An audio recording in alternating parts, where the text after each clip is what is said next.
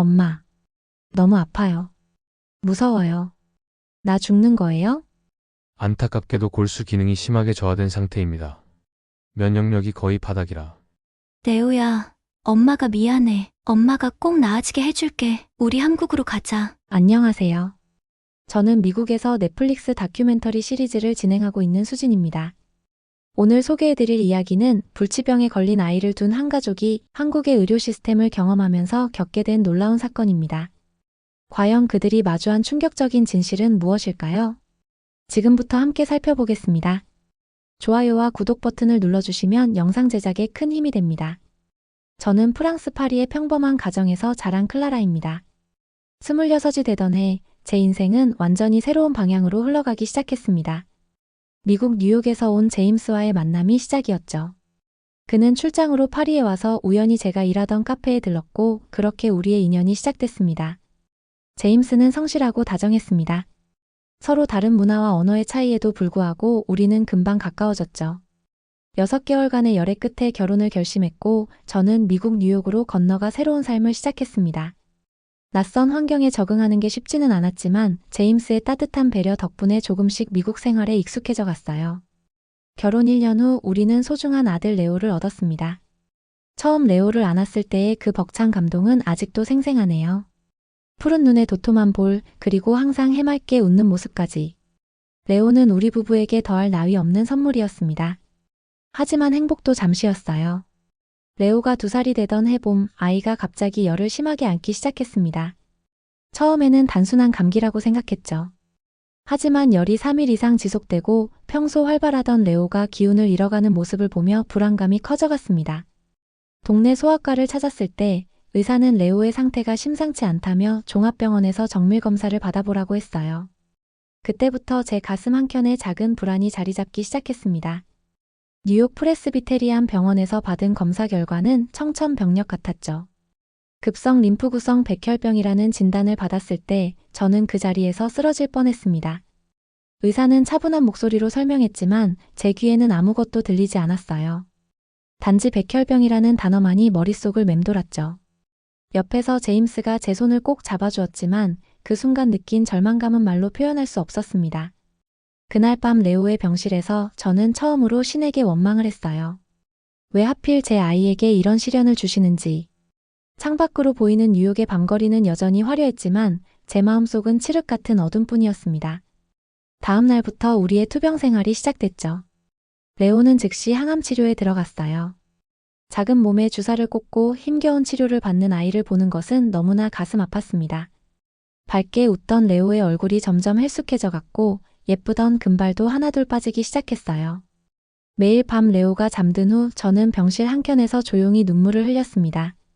하지만 낮에는 강한 엄마의 모습을 보여주려 했었죠.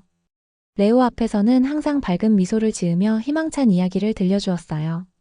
언젠가 우리가 함께 디즈니랜드도 가고 바다도 보러 갈 거라고. 제임스도 필사적으로 노력했습니다. 회사에서 야근을 자처하며 더 많은 수입을 올리려 했고 저축해둔 돈도 모두 레오의 치료비로 썼죠. 하지만 미국의 의료비는 우리의 상상을 훨씬 뛰어넘는 수준이었어요. 보험으로 일부를 보장받았지만 남은 금액도 감당하기 힘들 만큼 컸습니다. 그렇게 시간이 흘러갔지만 레오의 상태는 좀처럼 나아지지 않았어요. 오히려 점점 더 악화되어 가는 것 같았죠. 의사들은 새로운 치료법을 시도해보자고 했지만 그때마다 천문학적인 비용이 청구됐습니다. 우리는 점점 더 큰 절망의 늪으로 빠져들어갔어요. 미국의 의료 시스템은 제가 상상했던 것보다 훨씬 더 냉혹했습니다. 뉴욕 프레스비테리안 병원에서 시작된 레오의 치료는 매 순간이 전쟁 같았죠. 처음 받은 항암치료 청구서를 보고 제 눈을 의심했어요. 보험 처리 후에도 남은 금액이 한국 돈으로 거의 1억 원에 달했으니까요. 제임스는 밤낮 없이 일했습니다. 월스트리트의 투자은행에서 야근을 자처하며 더 많은 수입을 올리려 했죠. 저도 프랑스어 과외를 시작했어요. 하지만 병원비는 마치 밑 빠진 독에 물 붓기 같았습니다. 치료가 진행될수록 비용은 기하급수적으로 늘어났어요. 레오의 상태는 시간이 갈수록 나빠졌습니다. 첫 번째 항암 치료가 실패하자 의사들은 더 강력한 치료법을 제안했어요. 부작용이 심하지만 효과가 좋을 수 있다고 했죠. 하지만 그 치료 비용은 더욱 큰 부담이었습니다. 우리는 집을 담보로 대출을 받았어요. 매일 아침 레오의 병실에 들어설 때마다 가슴이 무너졌습니다. 항암 치료의 부작용으로 머리카락은 모두 빠졌고 피부는 창백해졌죠. 하루에도 몇 번씩 고열에 시달렸고 밤마다 통증 때문에 잠들지 못했어요. 그래도 레오는 항상 저를 보며 웃었습니다. 엄마, 나 곧 나을 수 있죠? 라고 말하면서요. 병원 복도에서 만나는 다른 환자 가족들의 모습도 참담했어요. 치료비를 감당하지 못해 중도에 포기하는 가족들도 있었고, 집과 차를 모두 팔아 치료비를 마련하는 분들도 있었죠. 우리도 점점 그런 상황으로 다가가고 있었습니다. 6개월이 지난 어느 날 주치의가 레오의 상태가 호전되지 않는다며 새로운 치료법을 제안했어요. 임상실험 단계의 치료였죠. 성공률은 30%도 안 된다고 했습니다. 하지만 그마저도 비용이 감당하기 힘든 수준이었어요. 보험회사는 실험적 치료라며 보장을 거부했고 병원은 성금을 요구했습니다. 제임스는 더 이상 버티기 힘들어했어요. 야근과 주말 근무로 체력은 바닥났고 대출금 이자는 눈덩이처럼 불어났죠. 저축은 바닥났고 신용카드도 한도를 초과했습니다. 매일 밤 병원비 청구서를 보며 한숨 쉬는 제임스의 모습에 제 마음도 찢어졌어요. 그러던 어느 날 병원 대기실에서 한 한국 간호사를 만났습니다. 환자 보호자와 이야기하는 중에 우연히 한국의 의료 시스템에 대해 듣게 됐죠. 놀라웠어요. 미국의 10분의 1도 안 되는 비용으로 비슷한 수준의 치료를 받을 수 있다는 말에 귀가 솔깃했습니다. 처음에는 반신반의했어요. 아시아의 작은 나라에서 어떻게 그런 치료가 가능할까 의심스러웠죠. 하지만 더 이상은 미국에서 버틸 수 없었습니다. 매일 밤 레오가 고통스러워하는 모습을 보며 저는 마지막 희망을 걸어보기로 했어요. 제임스와 긴 대화를 나눴습니다. 그는 처음에는 반대했지만 결국 동의했어요. 클라라, 당신을 믿습니다. 레오를 위해서라면 무엇이든 해봐요. 그의 말에 용기를 얻었죠. 저는 레오와 함께 한국으로 가기로 결심했습니다. 제임스는 일 때문에 미국에 남아 치료비를 벌어야 했죠. 짐을 싸면서 제 마음은 복잡했어요. 미국의 최첨단 의료 시스템도 레오를 살리지 못했는데 낯선 나라에서 과연 희망을 찾을 수 있을까? 하지만 이제 더 이상 잃을 것도 없었습니다. 오직 레오를 살리겠다는 일념 하나로 저는 한국행 비행기 표를 예매했어요. 저는 먼저 프랑스로 돌아갔습니다. 어린 시절부터 늘 의지하던 부모님께 도움을 청하기 위해서였죠.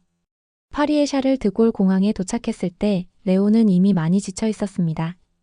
긴 비행시간 동안 고열에 시달렸거든요. 공항에서 마중 나온 부모님은 레오의 모습을 보고 충격을 받으셨어요. 집으로 돌아와 부모님께 상황을 설명했습니다. 미국에서의 치료가 실패했다는 것, 한국으로 가서 새로운 치료를 시도하고 싶다는 것까지요. 하지만 부모님의 반응은 제가 예상했던 것과는 달랐어요.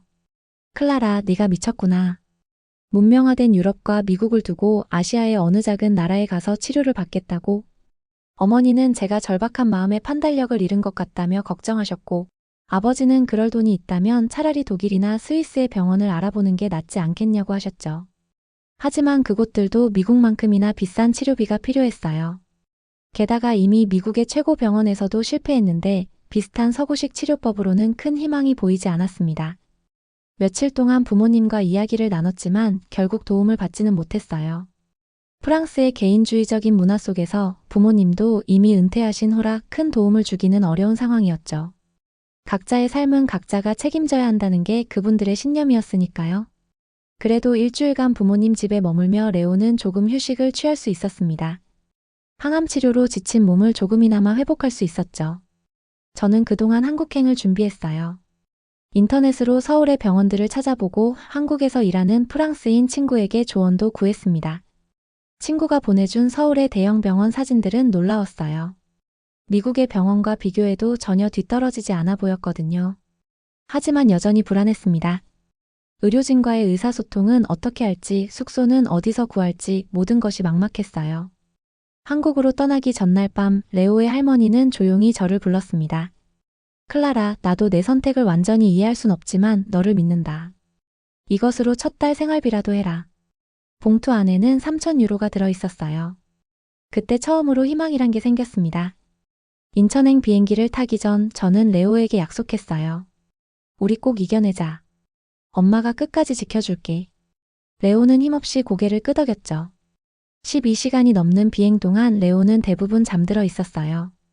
저는 그 옆에서 기도했습니다. 알지도 못하는 나라에서 우리가 살아갈 수 있기를, 레오가 건강을 되찾을 수 있기를. 비행기 창 밖으로 한국이 보이기 시작했을 때 제 심장은 터질 듯이 뛰었습니다. 이곳에서 우리의 운명이 바뀔 수 있을까? 모든 것이 불확실했지만 이제 돌아갈 수는 없었어요. 레오를 위해 우리는 새로운 도전을 시작해야만 했습니다. 인천국제공항에 발을 내딛는 순간 저는 깜짝 놀랐습니다. 거대한 유리 천장 너머로 쏟아지는 햇살, 반짝이는 대리석 바닥, 그리고 마치 우주선 같은 미래지향적인 디자인까지. 프랑스의 샤를 드골 공항이나 뉴욕의 JFK 공항과는 전혀 다른 분위기였어요. 입국장으로 향하는 긴 에스컬레이터를 내려가면서 제 심장은 점점 더 빠르게 뛰었습니다. 공항 곳곳에 설치된 대형 디지털 스크린에서는 한글과 영어가 번갈아 나타났고, 저 멀리서는 전통 의상을 입은 공연단의 북소리가 은은하게 들려왔죠. 레오는 그 소리에 잠시 고개를 들어 주변을 둘러보았어요. 입국 심사대에서 만난 직원은 제 예상과 달리 영어로 능숙하게 대화를 이어갔습니다. 레오의 창백한 얼굴을 보더니 의료 목적 방문임을 직감했는지 빠르게 수속을 마무리해 주었어요. 한국에 오신 것을 환영합니다. 아드님이 빨리 나으시길 바랍니다. 그의 따뜻한 미소에 제 눈시울이 붉어졌습니다. 수화물을 찾아 공항 로비로 나오자 달콤한 커피 향이 코끝을 스쳤어요. 스타벅스와 비슷하지만 다른 로고의 카페들이 즐비했고 그 앞에는 긴 줄이 이어져 있었죠. 공항 한쪽에 마련된 휴대폰 대여 카운터에서는 다양한 언어로 안내 방송이 나왔어요. 프랑스에서 오신 고객님, 5번 카운터로 와주세요. 임시 휴대폰을 받고 공항철도 티켓을 끊으면서 저는 계속해서 놀라움을 금치 못했습니다. 모든 게 너무나 체계적이고 현대적이었거든요. 열차 플랫폼으로 향하는 길에는 반투명한 LED 스크린이 설치되어 있었고 그곳에서 실시간으로 열차 도착 정보가 흘러나왔습니다. 서울로 향하는 열차 안에서 창밖을 바라보며 저는 이 나라에 대한 제 편견이 얼마나 잘못되었는지 깨달았어요. 깔끔하게 정돈된 도로, 높이 솟은 아파트들, 그리고 그 사이사이로 보이는 녹지대까지. 미국이나 유럽의 어느 도시와 비교해도 손색이 없어 보였습니다. 서울역에 도착해서 택시를 탔을 때는 또 한 번 놀랐어요. 하얀 장갑을 낀 기사님은 정중하게 인사를 건네셨고 차 안은 놀랍도록 깨끗했습니다. 내비게이션에서 흘러나오는 기계음이 이상하게 들렸지만 그마저도 신기했죠. 레오는 처음으로 호기심 어린 눈으로 창밖을 바라보기 시작했어요. 숙소로 정한 호텔은 강남구에 있었습니다. 병원과 가깝다는 이유로 선택했는데 이게 또 하나의 놀라운 경험이 되었죠. 로비는 마치 미술관처럼 꾸며져 있었고 직원들은 모두 단정한 차림새의 밝은 미소를 지니고 있었어요. 체크인을 하는 동안 한 직원이 레오에게 다가와 작은 초콜릿을 건넸습니다. 레오가 힘없이 웃자 그녀는 뭔가를 중얼거리더니 잠시 자리를 비웠어요. 잠시 후 돌아온 그녀의 손에는 따뜻한 우유와 쿠키가 들려 있었죠. 항암 치료 중인 아이들은 보통 단 걸 좋아한다고 들었어요. 그녀의 영어는 서툴렀지만 그 마음만은 완벽하게 전달되었습니다. 호텔 방에 들어서자 레오의 얼굴이 밝아졌어요. 큰 창문 너머로 보이는 서울의 야경이 마치 별들처럼 반짝였거든요. 엄마, 저기 봐요. 반짝반짝해요. 오랜만에 들어보는 레오의 즐거운 목소리에 저도 모르게 미소 지었습니다. 하지만 밤이 깊어갈수록 불안감이 커져갔어요. 내일은 병원에 가봐야 했고 그곳에서 어떤 소식을 듣게 될지 알 수 없었죠. 레오가 잠든 후 저는 창가에 서서 이 낯선 도시를 바라보았습니다. 밤늦게까지 환하게 빛나는 거리, 끊임없이 움직이는 차들, 그리고 어디선가 들려오는 은은한 음악 소리까지. 이곳에서 정말 레오를 치료할 수 있을까? 제 마음속에는 여전히 수많은 질문들이 맴돌았습니다. 하지만 이상하게도 이 낯선 도시는 제게 작은 희망을 주고 있었어요. 마치 모든 것이 잘 될 거라고 조용히 속삭이는 것 같았죠.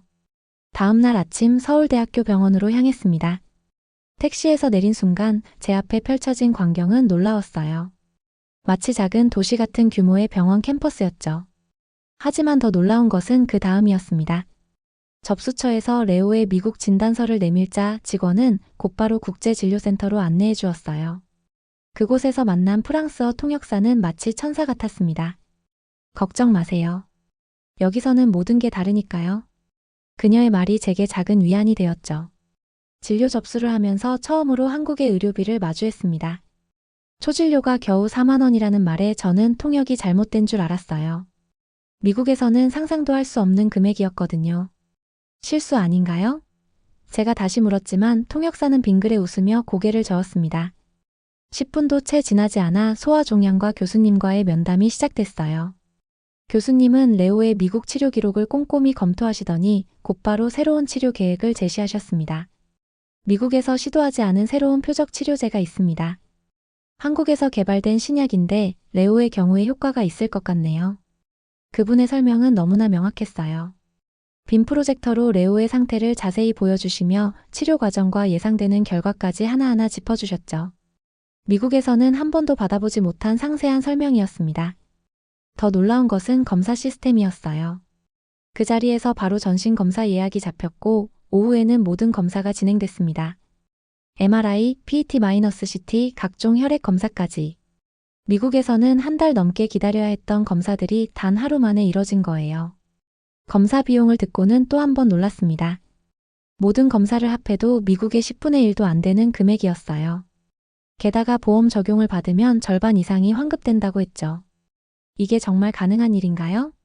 제 질문에 통역사는 말했습니다. 한국의 의료 시스템이 세계에서 가장 효율적인 이유가 바로 이거예요. 다음 날 아침 모든 검사 결과가 나왔습니다. 교수님은 더욱 자신감 있게 말씀하셨어요. 레오의 상태가 생각보다 좋습니다. 즉시 치료를 시작하면 큰 효과를 볼 수 있을 것 같네요. 그리고는 놀라운 제안을 하셨죠. 3일 뒤에 입원하는 게 어떨까요? 입원 절차도 신속했습니다. 깨끗한 병실, 최첨단 의료기기, 24시간 상주하는 의료진까지. 특히 간호사들의 섬세한 케어는 감동 그 자체였어요. 레오가 주사 맞기를 무서워하자 간호사는 장난감 의사가운을 가져와 레오에게 입혀주었죠. 이제 우리 레오가 의사 선생님이니까 무섭지 않겠죠? 치료가 시작되고 일주일이 지났을 때 저는 제 눈을 의심했습니다. 레오의 안색이 눈에 띄게 좋아진 거예요. 수치도 조금씩 개선되기 시작했고 식욕도 돌아왔습니다. 미국에서 몇 달을 고생했는데 이곳에서는 단 일주일 만에 변화가 보이다니. 더욱 놀라운 것은 의료진들의 헌신이었어요. 주치의는 매일 아침 저녁으로 회진을 돌았고 간호사들은 시시각각 레오의 상태를 체크했습니다. 심지어 병실 문고리가 고장 났을 때는 시설팀이 5분 만에 달려와 고쳐주었죠. 한 달이 지나고 받은 병원비 명세서는 제게 또 다른 충격을 주었습니다. 입원비, 약값, 치료비를 모두 합해도 미국에서 일주일 치료비의 절반도 안 되는 금액이었어요. 보험 적용 후에는 더욱 놀라운 금액이 되었죠. 이제 저는 알았습니다. 왜 전 세계에서 수많은 환자들이 한국을 찾는지, 왜 한국의 의료 시스템이 세계적으로 인정받는지를. 이곳에는 단순히 저렴한 의료비만이 아닌 세계 최고 수준의 의료 기술과 시스템, 그리고 환자를 가족처럼 대하는 따뜻한 마음이 있었기 때문이었어요. 한국의 의료 시스템은 마치 기적과도 같다. 제가 병원 일기장에 적은 첫 문장입니다. 그리고 이 말은 결코 과장이 아니었어요. 이곳에서 우리는 진정한 희망을 발견했고 레오의 새로운 삶이 시작되고 있었으니까요. 레오의 치료가 시작된 지 2주가 지났을 무렵이었습니다. 매일 아침 회진을 오시는 김성훈 교수님은 늘 꼼꼼하고 친절하셨어요. 이날도 레오의 상태를 체크하시던 교수님이 물으셨습니다. 레오, 밥은 잘 먹었어요? 어제는 닭죽을 다 먹었다면서? 레오는 수줍게 웃으며 고개를 끄덕였어요. 교수님은 레오의 머리를 부드럽게 쓰다듬으셨죠. 그런데 클라라 씨, 어제 간호사에게 들었어요. 치료비 때문에 많이 걱정하고 계시다고. 교수님의 목소리에는 따뜻한 관심이 묻어났습니다. 사실 전날 밤 미국에서 받은 마지막 청구서를 정리하다가 한숨을 쉰 적이 있었어요. 그걸 야간 근무 간호사가 보았나 봅니다. 아니에요. 여기는 오히려 너무 저렴해서 놀라웠어요. 제가 부끄럽게 웃으며 말씀드렸습니다. 실은 드릴 말씀이 있는데. 교수님은 잠시 레오의 차트를 덮으시더니 계속하셨어요. 오늘 오후에 레오 검사 결과도 나오고 앞으로의 치료 계획도 자세히 설명드리고 싶은데 시간 괜찮으시겠어요? 오후 상담실에서 만난 교수님은 먼저 레오의 상태가 눈에 띄게 호전되고 있다는 반가운 소식을 전해주셨어요. 그러다 갑자기 조심스럽게 말을 꺼내셨습니다. 클라라 씨, 혹시 궁금한 게 있어서 그런데 미국에서는 얼마나 치료비를 내셨나요? 저는 주저하다가 가방에서 미국 병원 청구서를 꺼냈습니다. 교수님은 청구서를 보시더니 깊은 한숨을 내쉬셨어요.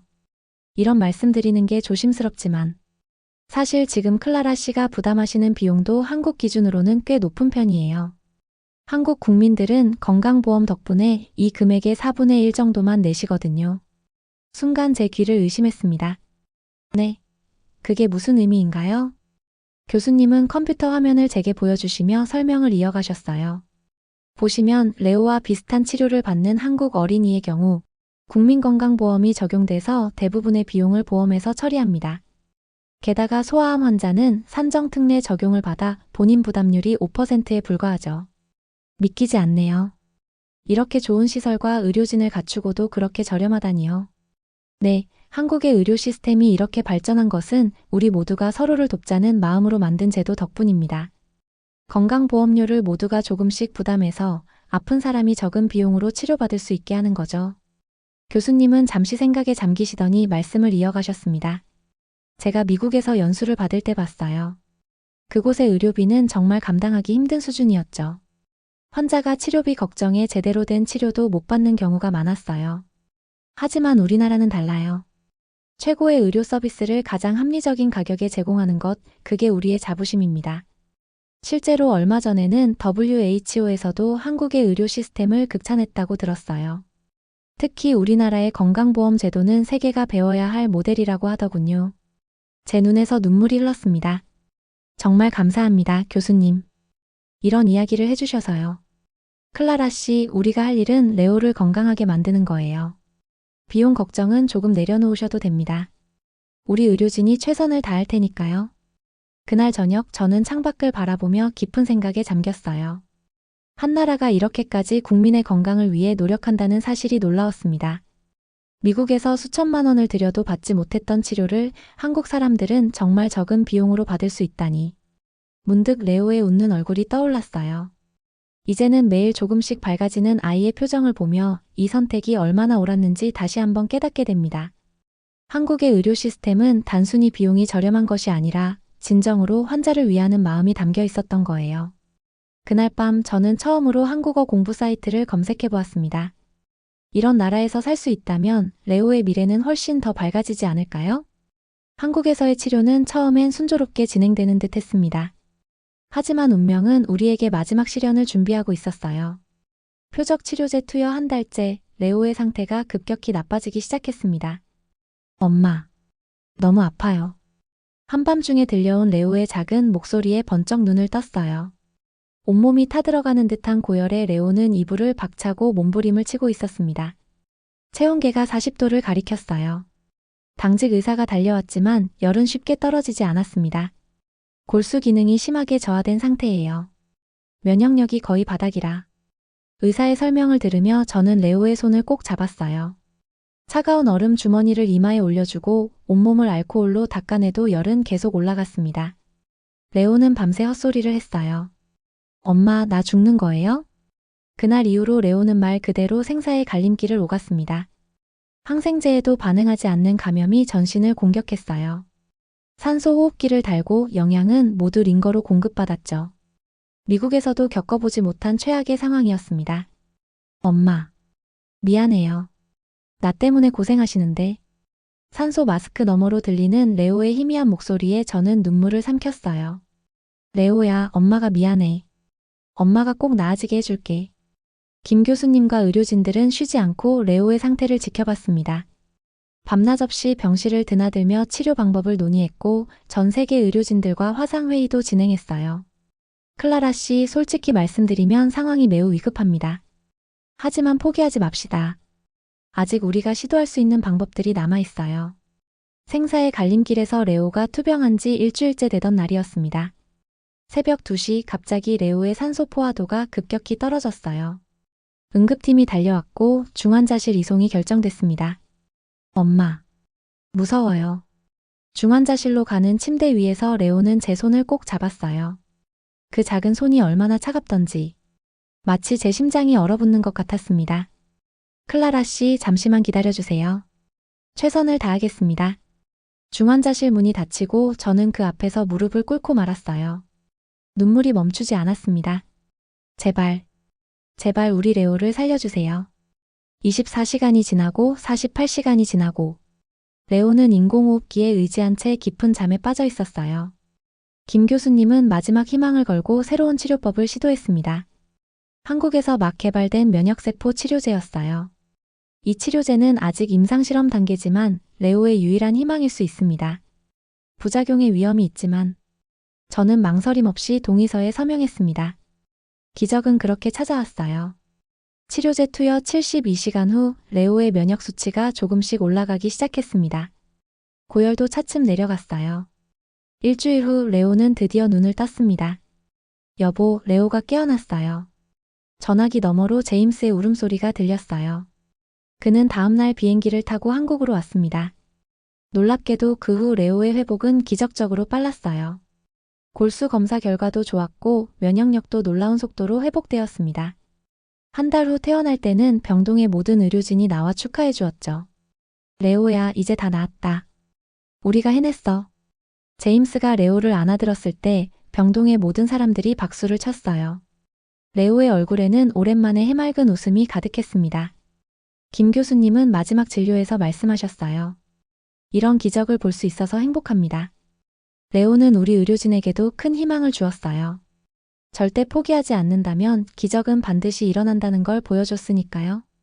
태어나는 날, 레오는 병원 로비에서 자신을 돌봐준 모든 의료진에게 직접 그린 그림을 선물했어요. 그림 속에는 레오와 의사, 간호사들이 함께 손을 잡고 있었죠. 그 아래에는 서툰 한글로 적혀 있었습니다. 고맙습니다. 사랑합니다. 저는 그제서야 알았어요. 우리가 경험한 것은 단순한 치료가 아닌 사랑과 헌신이 만들어낸 진정한 기적이었다는 것을. 한국의 의료진들은 단순히 환자를 치료한 게 아니라 우리 가족에게 새로운 삶을 선물해 준 거였어요. 병원을 나서는 순간 따스한 봄 햇살이 우리를 반겼습니다. 레오는 제 손을 잡고 활기차게 걸었어요. 그 모습을 보며 생각했습니다. 이제 우리의 진짜 새로운 삶이 시작되는 거라고. 엄마, 우리 이제 한국에서 살아요? 레오의 질문에 저는 망설임 없이 대답했습니다. 그래, 우리의 두 번째 고향에서 새로운 시작을 하자. 레오가 태어난 지 한 달이 지났습니다. 저는 이제 한국을 떠날 이유를 찾지 못했어요. 호텔 생활을 정리하고 강남의 한 오피스텔로 이사를 했습니다. 비록 작은 공간이었지만 레오와 저에겐 충분했어요.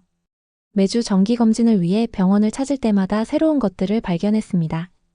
지하철 노선을 따라 병원까지 가는 길에서 만난 작은 시장에서는 정겨운 풍경이 펼쳐졌어요.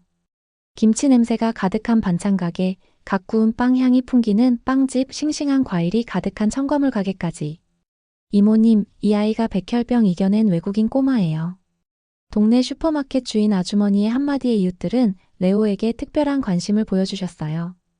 누군가는 영양 듬뿍 담긴 홍삼을 건네주셨고 또 누군가는 직접 담근 무말랭이를 들려주셨죠. 클라라 씨, 한국 음식 좀 가르쳐 드릴까? 옆집 할머니는 매일 저녁 김치찌개 끓이는 법을 가르쳐 주셨어요. 처음에는 낯설었던 향신료와 양념들이 이제는 일상이 되어가고 있었습니다. 레오도 빠르게 적응해 갔어요. 놀이터에서 만난 또래 아이들과 언어가 통하지 않아도 금세 친구가 되어 놀았죠. 한국의 아이들은 레오의 서툰 한국말을 재미있어 하면서도 영어로 대화하려 노력했어요.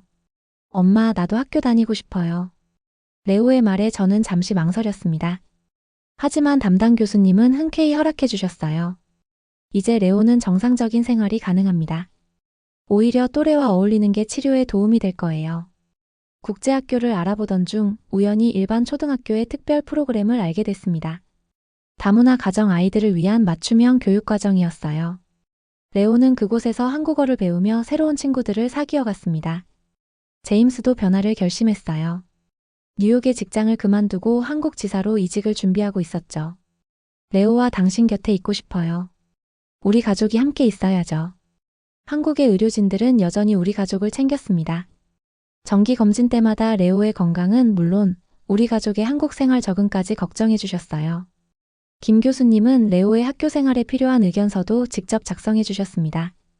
한국의 의료 시스템이 세계 최고라는 걸 이제 이해하겠어요. 어느 날 제가 말씀드렸더니 김 교수님은 겸손하게 웃으셨습니다. 우리는 그저 생명의 가치를 최우선으로 여길 뿐이에요. 저는 이제 알았습니다. 한국이 선진국인 이유는 단순히 편리한 시설이나 첨단 기술 때문만이 아니었어요.